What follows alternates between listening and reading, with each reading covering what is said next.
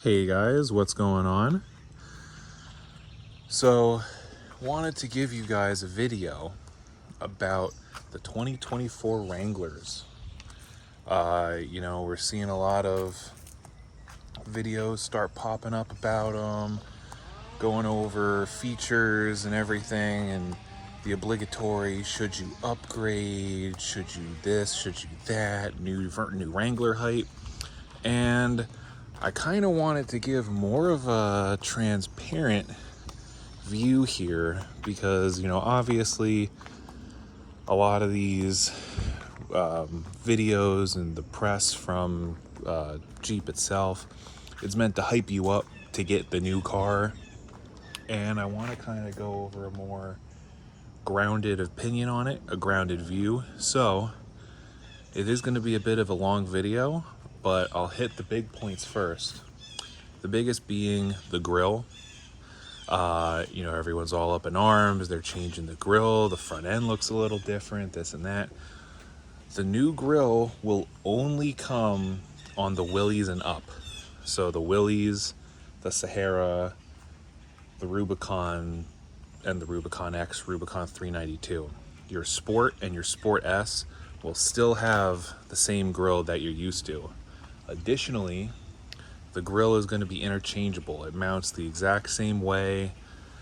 Other than a visual difference, there's no change as far as mounting or the radiator support or anything. So if you have an older Jeep and you want the new look, or you have Willys and up and you want the old grille, you can pop them out and swap them around, easy peasy.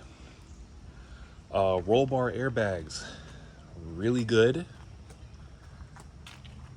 for the additional protection.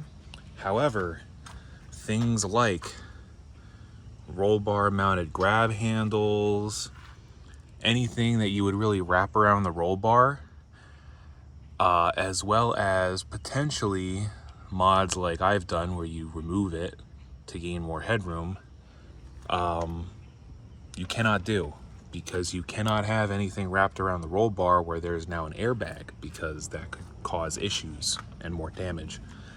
I haven't seen anything about the Jeeps getting more headroom, so that could be a negative factor for those of us who are vertically disadvantaged as far as headroom goes.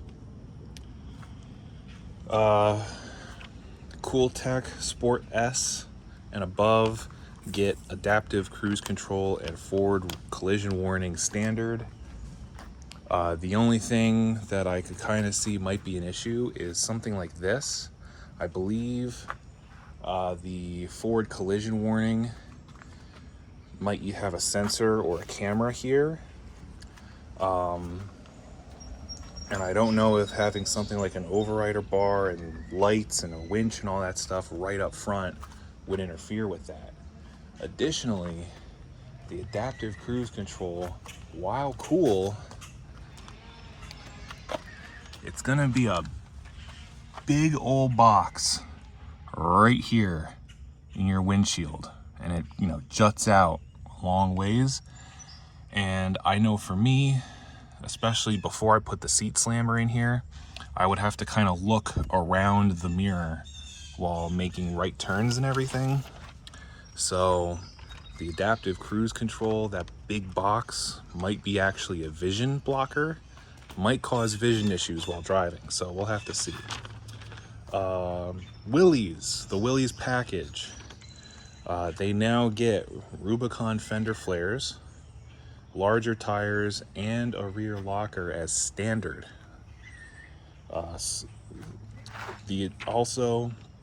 There were some initial reports that the Willys would have the option to get the new full float rear axle that the Rubicons are getting, but that is not the case.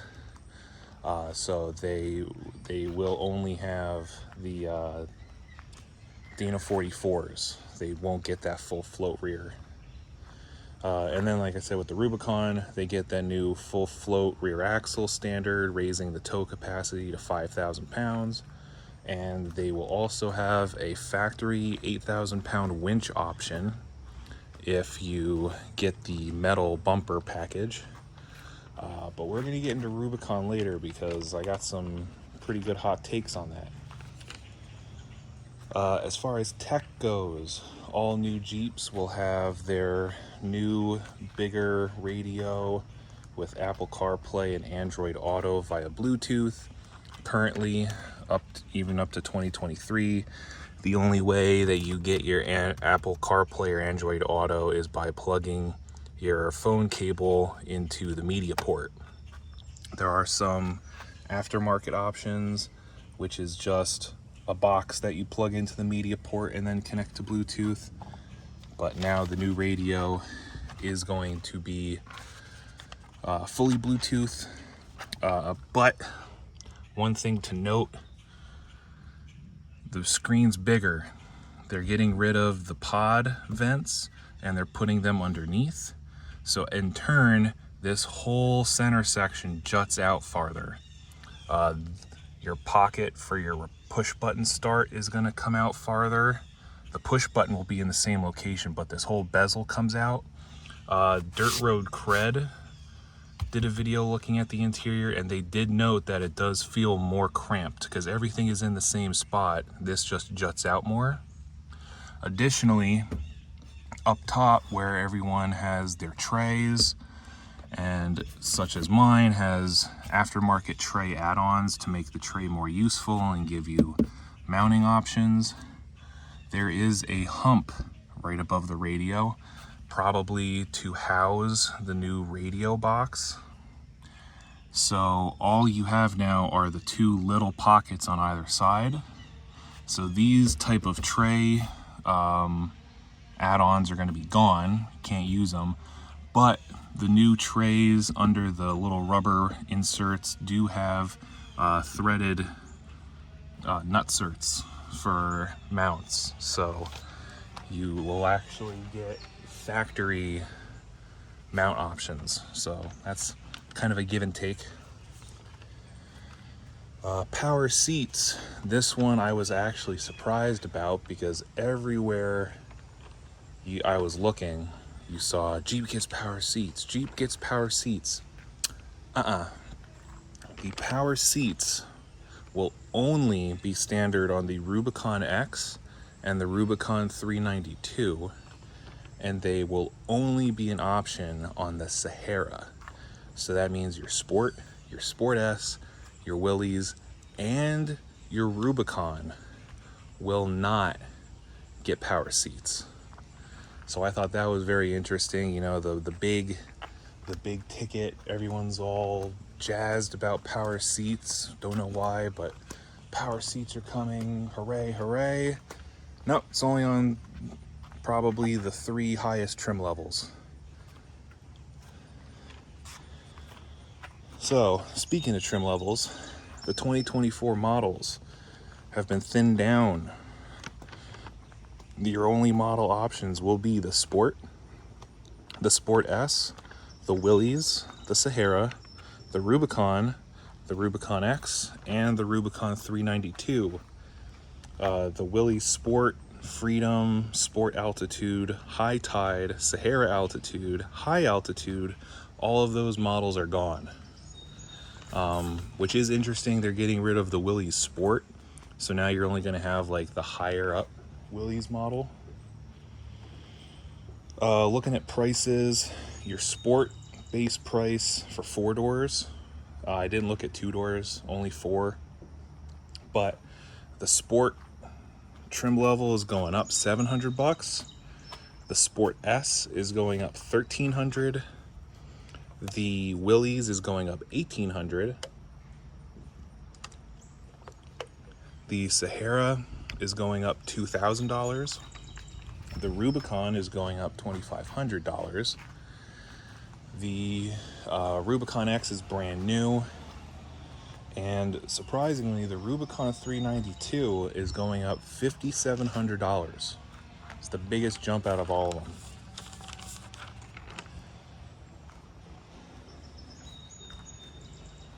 So, went online, you look at 2023 models compared to 2022 24 to see what's different, and I noticed the option for half doors with the base uppers is gone.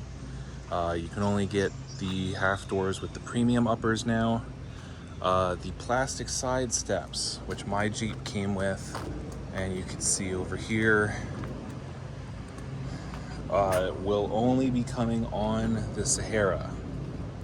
You can no longer get them on any other trim model. The Sport S and the Willys can now have the option of getting the Sky One Touch top. So that's kind of a good thing if you wanted that cool power retracting soft top deal, but you didn't want to pay for the higher trim level to get it.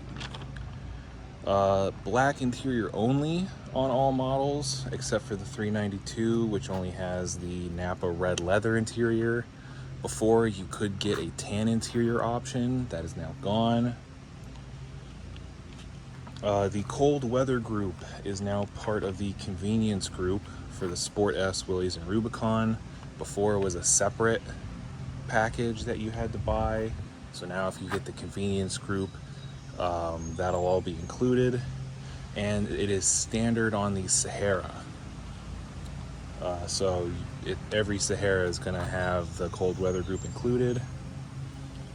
There is no more beadlock capable wheels for the Extreme 35-inch package for the Willys and the Rubicon.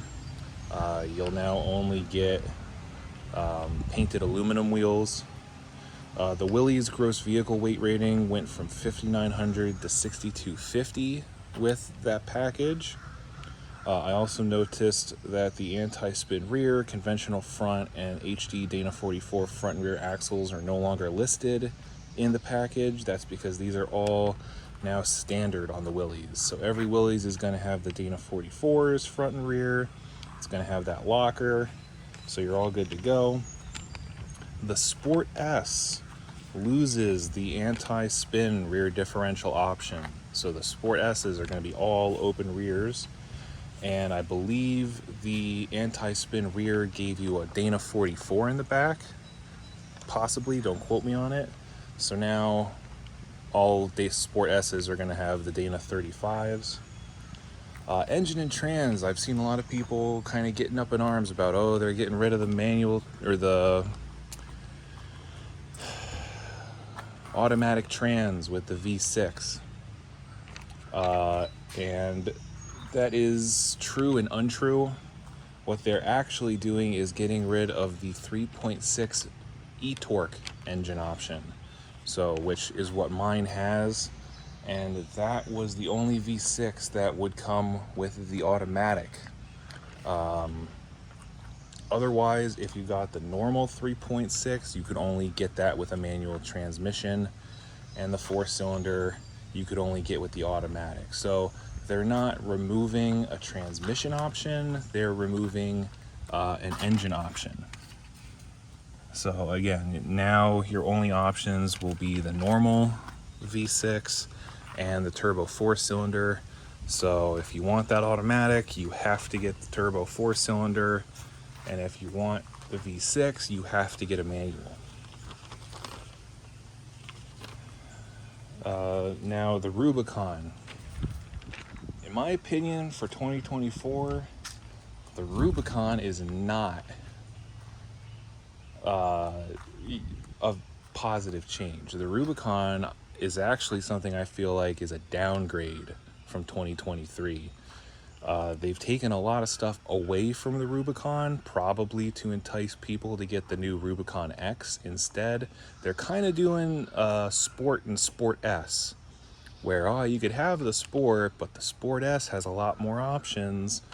They're kind of doing the same thing. So the normal Rubicon loses the body colored flares and body colored top. So all Rubicons will have the black fenders and top. This is standard on the Rubicon X and the Rubicon 392. Navigation is going to be an option on the Rubicon, but it is standard on the Rubicon X. The mud terrain and off-road tire options are gone. and the 4-to-1 full-time 4-wheel drive system option is gone. So there you go. There's all your big updates. As far as one thing I did forget to mention for tech, the antenna is moving from the side of the body into the windshield. The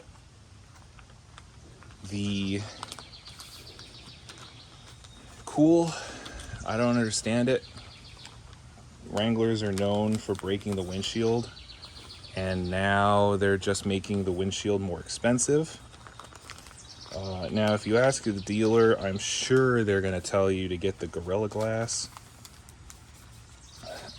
However, the Gorilla Glass has been shown to break just as easily as normal glass. It's kind of a scam upgrade.